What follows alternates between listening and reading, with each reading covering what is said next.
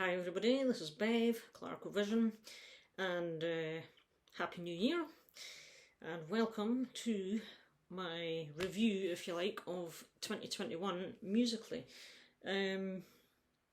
So what I'm going to say is, you might see this in the way I've headed up the video, is I'm probably going to do this in two parts. Because I think it'll be too long if I do it all in one. It turns out that on the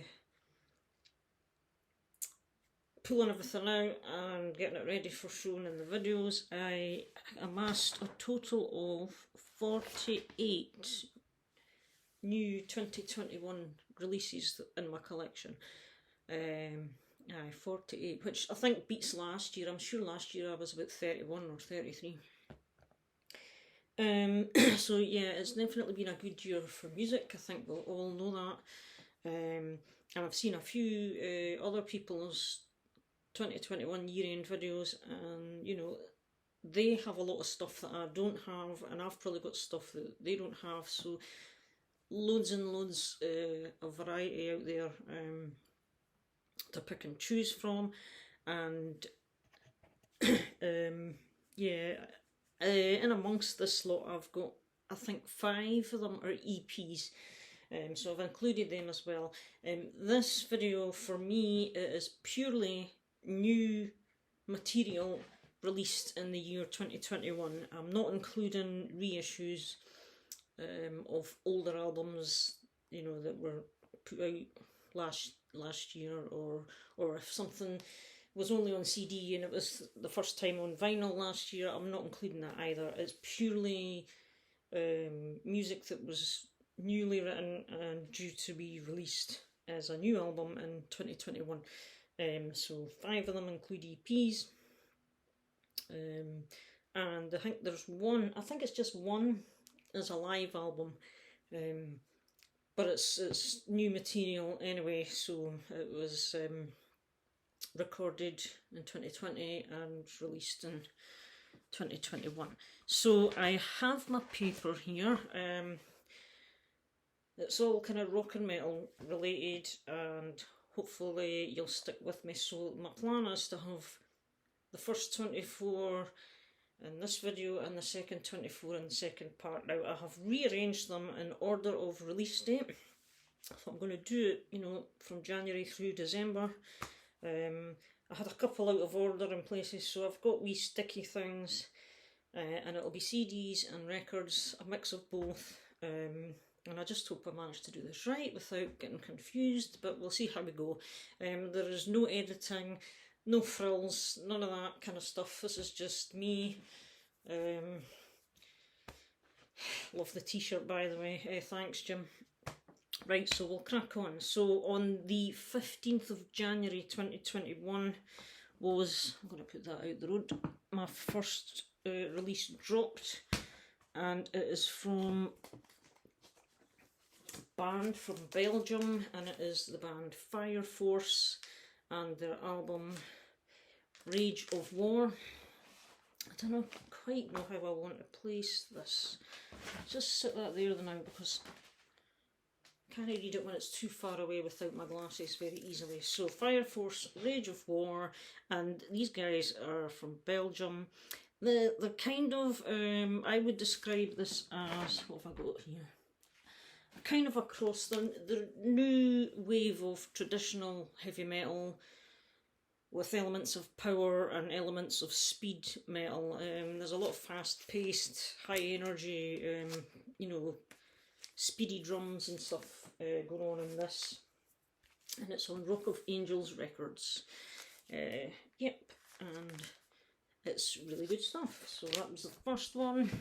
Second one came out on the 22nd of January, and this was on the Frontiers label. WET, they're the latest release from them. I think this is maybe about their 4th album, so back in January, and this was Retransmission. I'm sorry about the glare here as well. I'm trying to angle it so that we can see a wee bit better. So WET are, I forget the guy's name, Robert Sall, I think, Jeff Scott Soto and Eric Martinson are the three guys that make up this project, and it's very kind of melodic hard rock, kind of polished stuff. I thought this was a good album. A lot of people really thought it was brilliant, but I don't think this is my favourite of theirs. I prefer the two previous ones of WET. This one, to me, for my own personal taste, was just a little bit too sickly sweet, if you like. Just too polished, as I say, too sickly sweet, too modern Def Leppard-ish, if you like. Although it sounded better than modern Def Leppard by a country mile, but that's beside the point.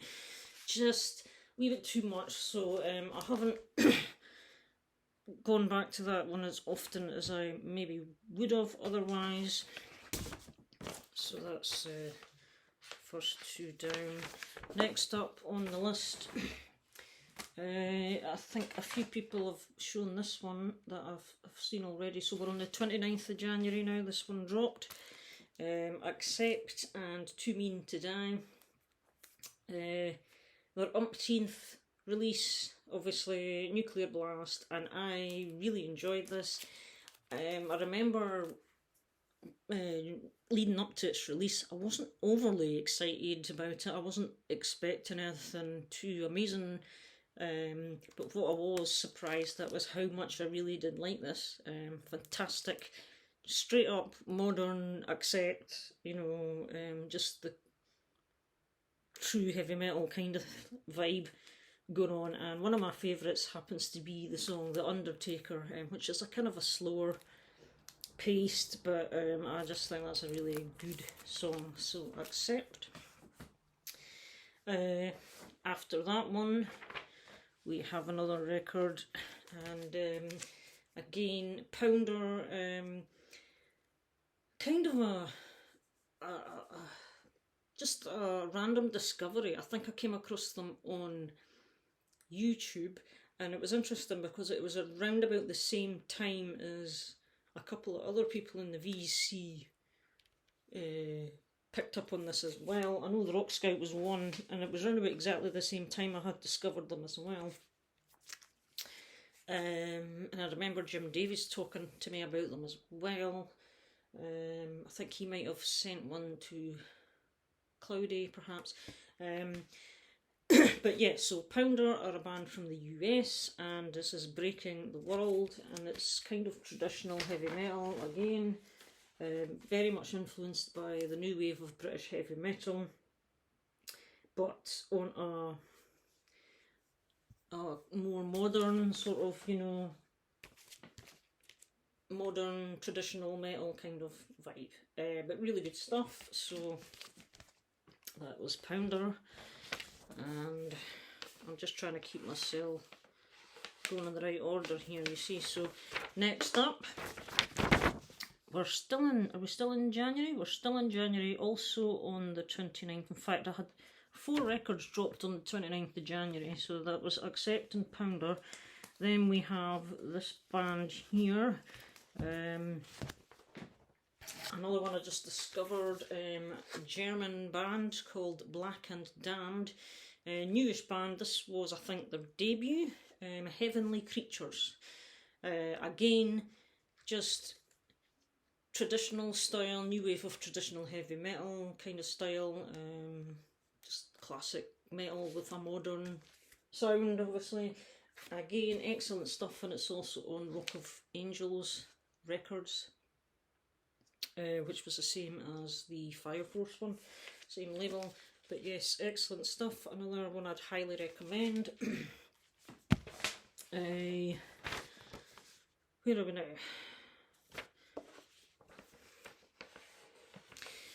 Next up, one that I was quite looking forward to, and this was the last one that dropped on the 29th of January. Poland's Crystal Viper, fantastic band, and this is a really excellent album titled The Cult. So yeah, again, dropped on the 21st. This is on Listenable Records. So I've got about 3 of their previous releases. They're all great, love the band. This particular record is more of a traditional heavy metal sound. I think some people might think they're a wee bit more on the power metal side, but certainly for this album, they're away from that a little bit more. It's just, again, modern traditional metal and female fronted vocals with the great Marta Gabriel leading away. She's fantastic. So, Crystal Viper. Right. And on that note, I had nothing from February that I picked up. Next one came out on the 1st of March. Well, its release date was officially meant to be the 1st of March, but because of the saga involved with it, arrived, I think, in July or August, something like that. But one I was highly anticipating as well, and this is Warrior Path. I don't know if it's better with them out the sleeves or not, but to be honest, but anyway. Warrior Path and The Mad King. I'm going to tilt that. I've just got this table lamp here, that's maybe better. Maybe. So yeah, Warrior Path and The Mad King. This is on No Remorse Records, who stepped in to help sort out the shambles that happened with it all. Absolutely brilliant. The band are from Greece, and this is their second full-length record. And again, another traditional heavy metal. Did I put any more notes regarding? Not really, just new wave of traditional heavy metal kind of style band. One or two epic moments here and there, but just an excellent album. So do check them out if you haven't. Now, next one up was another band I just discovered as well. Discovered quite a lot of bands. Another Belgian band. And it is this one here. Thorium and Empires in the Sun. And again, I think this is their second release. It's either their second release or their first full length. I can't remember if their other one was an EP. I think it was I think this is their second full length album. Empires in the Sun on Freya Records. As I say, they're from Belgium, and again styled very much in the true heavy metal, you know, the classic metal / new wave of traditional heavy metal. That is what these guys kind of strive. And this is a really good, very enjoyable listen. High quality metal here. So yeah, another one I was really pleased to get. And Thorium. Let's scribble a couple more off here to keep me right. And like I said, no editing here. So next up, again from March, the 1st of March. No, hang on, have I got the right date here? Beg your pardon, we're not on the 1st of March anymore. Thorium was the 5th of March, and this one is the 12th of March. Do beg your pardon. Like I said, no frills, no editing. Yeah, Ronnie Atkins, who is more well known probably for the frontman of Pretty Maids, and this was his, or is his, debut solo effort.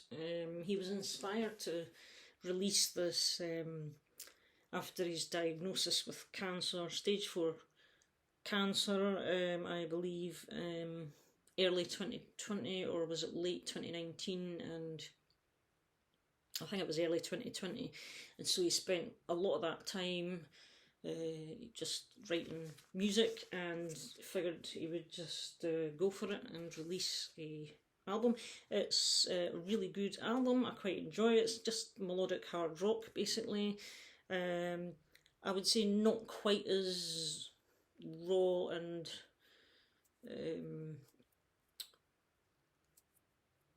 not quite as heavy maybe as Pretty Maids, and you know, some Pretty Maids might not be overly heavy for some of you, but later Pretty Maids are kind of a lot heavier than early 80s Pretty Maids.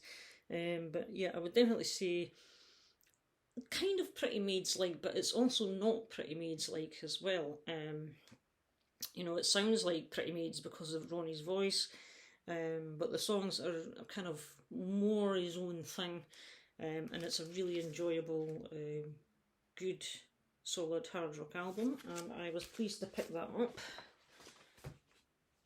to support him as well. Health-wise, he's doing alright at the moment. You know, he's feeling pretty good and feeling a lot better, and is due to release another album this year.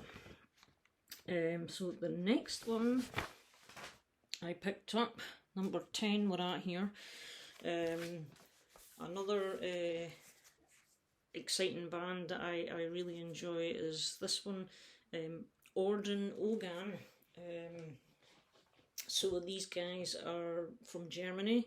They're kind of classed in the power metal bracket, but to be honest, I think they're a bit more than just power metal. They kind of got other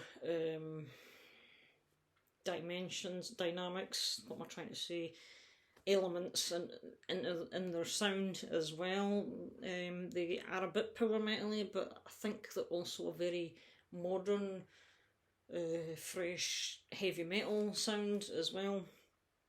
The singer's vocals is he's a great vocalist. They really got strong kind of choruses.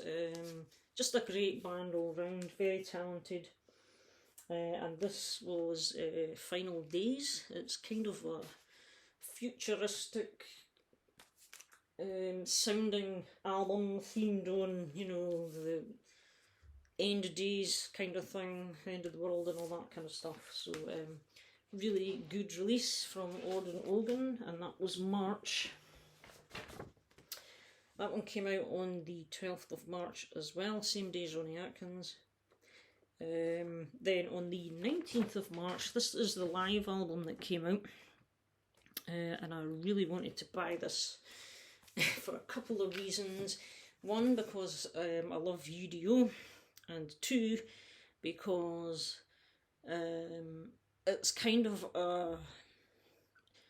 you could call it as an album relating to a very significant historical event, as it will be known as in the future, as in the pandemic. It's the Pandemic Survival Show, as you can see there. Apologies again for the glare on this thing. Pandemic Survival Show, live in Bulgaria 2020. This is a triple disc release. There are 6 sides, and it was played in Bulgaria against the backdrop of one of their historic kind of amphitheatre buildings. There was 2,500 spectators allowed at this gig, so it wasn't crammed full as such. There was people there, but during the pandemic circumstances, I would imagine they would be spaced out a bit, and you can hear the sound of the audience on this record. And it's a really classic, excellent, you know, you've got some more newer songs, and you've got some classics, a couple of accept classics from back in the day, Fast as a Shark, you know, all that kind of stuff, Balls to the Walls, etc. So that was UDO's live in Bulgaria, Pandemic Survival Show.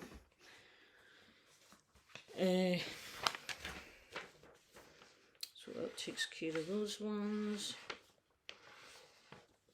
Still in March here, the 26th of March, this album dropped.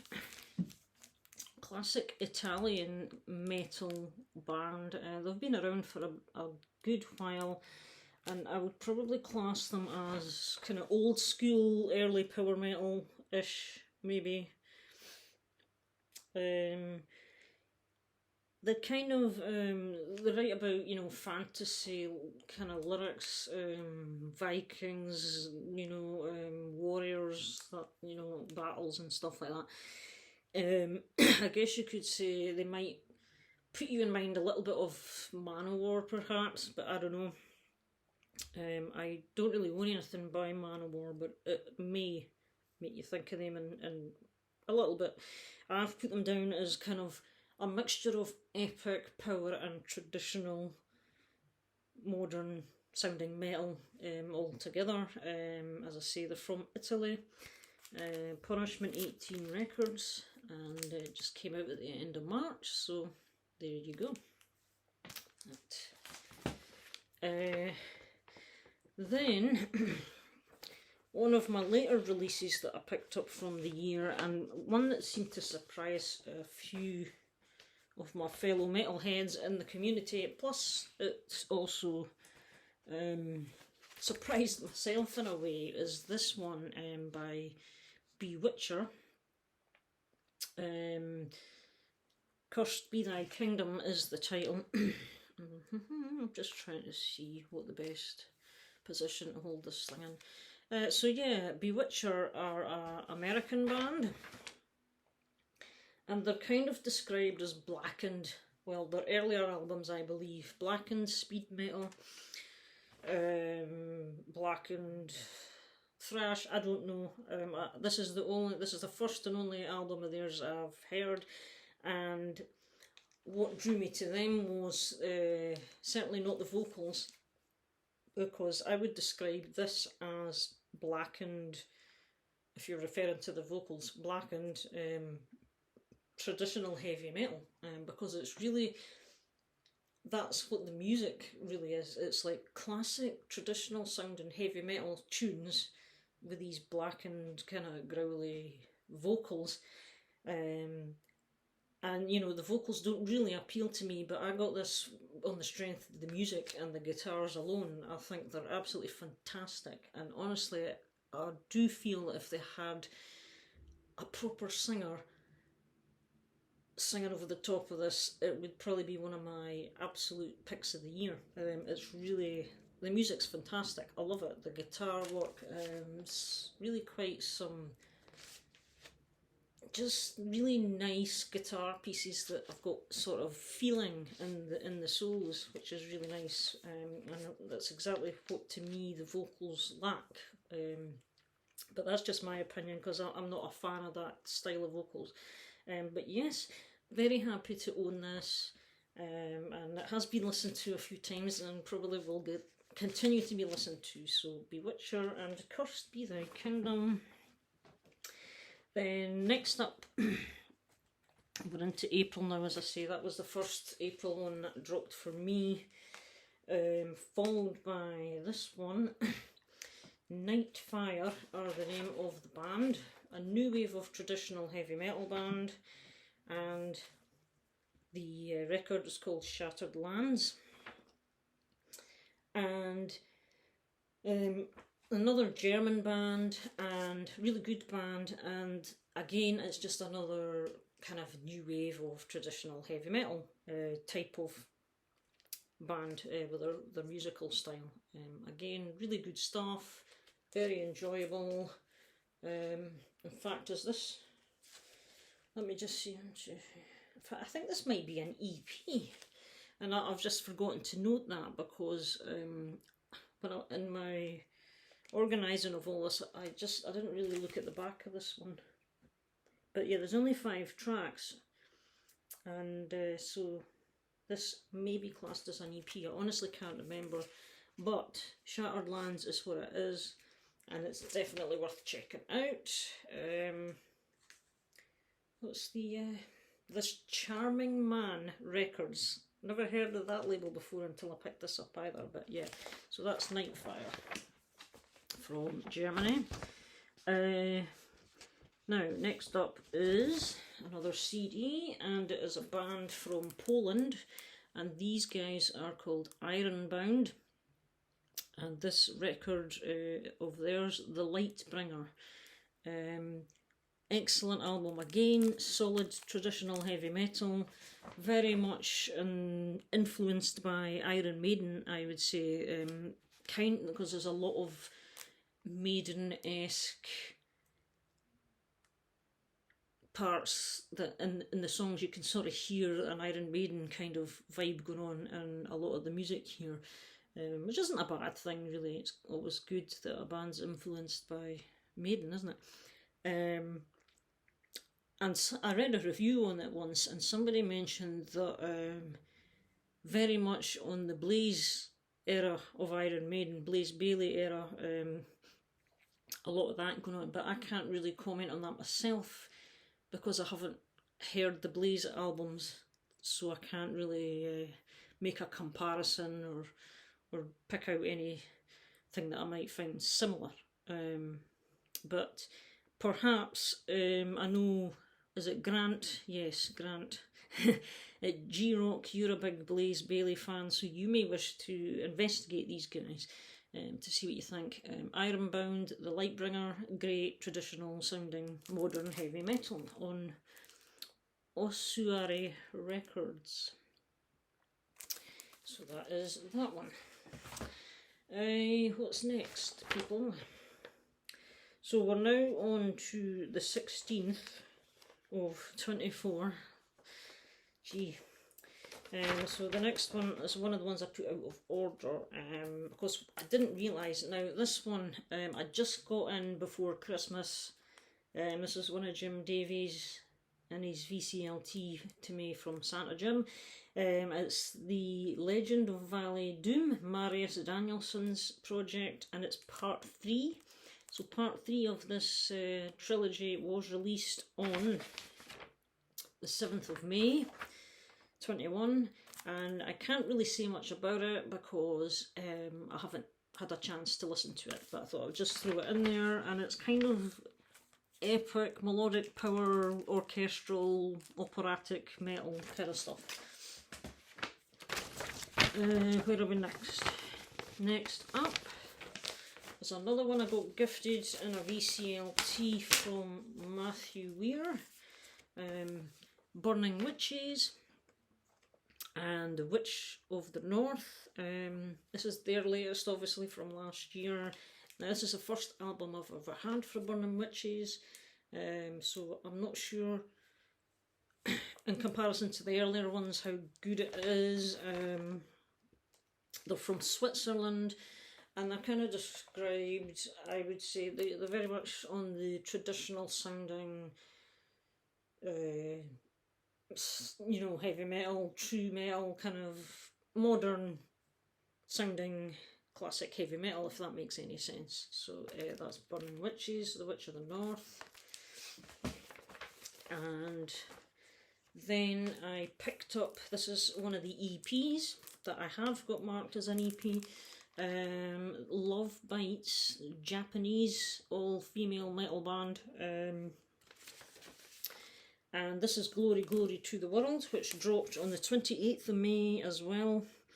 Now, there's a bit of everything in here. This is a full-on, in-your-face introduction, I think, to Love Bites. This is the first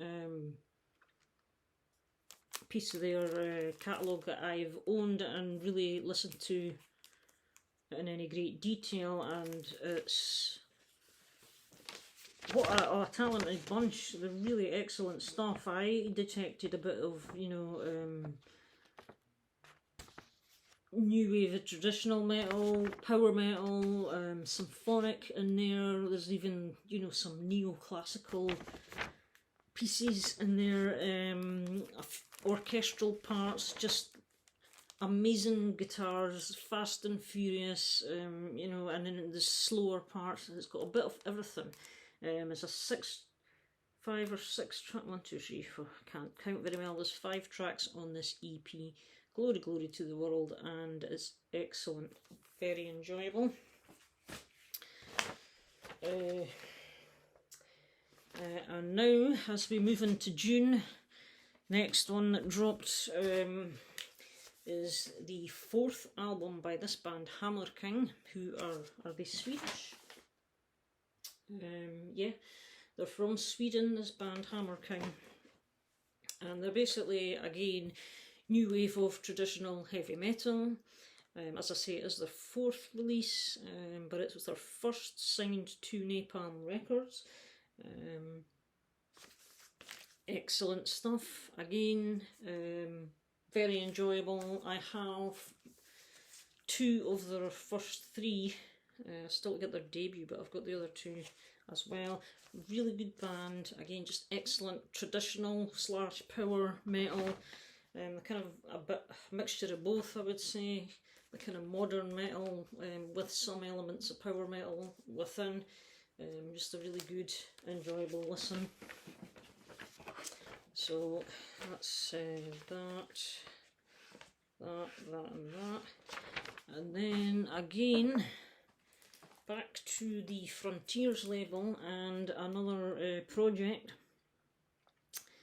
from these guys, and it's this Swedish project, and they're called Crown, and this is Kings in the North, and this is a fantastic melodic metal, hard rock metal kind of borderline, some really heavy riffs, some great hooks, just fantastic melodies. The whole shooting works, and this features John Levin, the bass player from Europe, and some other guys from well-known bands which I can't remember, but yeah, this is a really good release from Crown. Very good melodic stuff, and still in June, this was one of the highly anticipated releases, Helloween. Let me just check where I'm at here as far as, yeah, we're 2 or 3 away from halfway here. So yeah, Helloween, self-titled, released last year. I don't think I need to say a huge amount about this album. This features obviously the current setup plus 2 of the original 80s Helloween, as in Kiske and Hansen, who also feature, and they share the vocals mostly between Kiske and Andy Deris. Kai Hansen's obviously involved more in the guitars, but yeah, I really enjoyed this album. I have no complaints about it whatsoever. Think it's a really good, one of Helloween's best in more recent times. It doesn't measure up to the classics of the 80s for me, but you know, it's hard to do that when a band that's been going as long, they change and evolve, and everything changes, time changes, production, you know, the way they use technology and all that, so you can't really create what isn't there anymore, if that makes kind of sense. But as far as modern Helloween goes, this has to be one of my favourites. Just really enjoyable.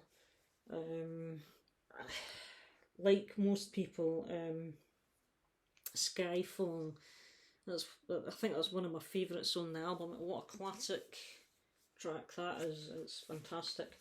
So yes, The Mighty Helloween, wonderful stuff. Definitely one of the high points of 2021. And then after that was another band I discovered. This band could get, I'll take it out the sleeve, because this is a contender for Artwork of the Year for me, like, and it's the band Blazing Right, and it's Endless Halls of Golden Totem. Now they're from the United States. If I'm remembering correctly, I think the Pennsylvania area, but don't quote me. And so again, this is just a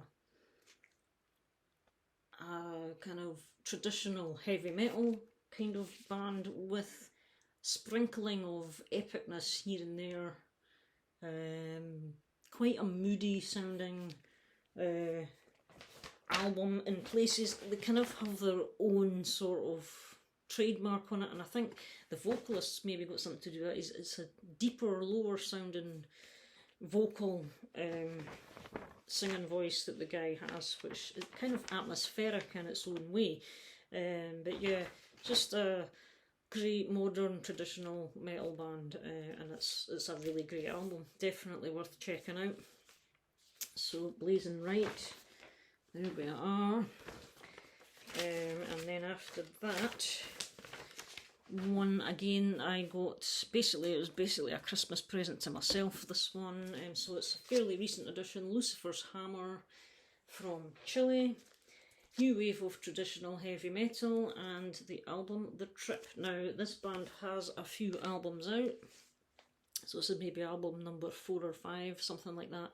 Don't know a lot about them as they're a new discovery, but yeah, just traditional modern metal, and they do it really well. Again, another really good enjoyable band to check out, Lucifer's Hammer.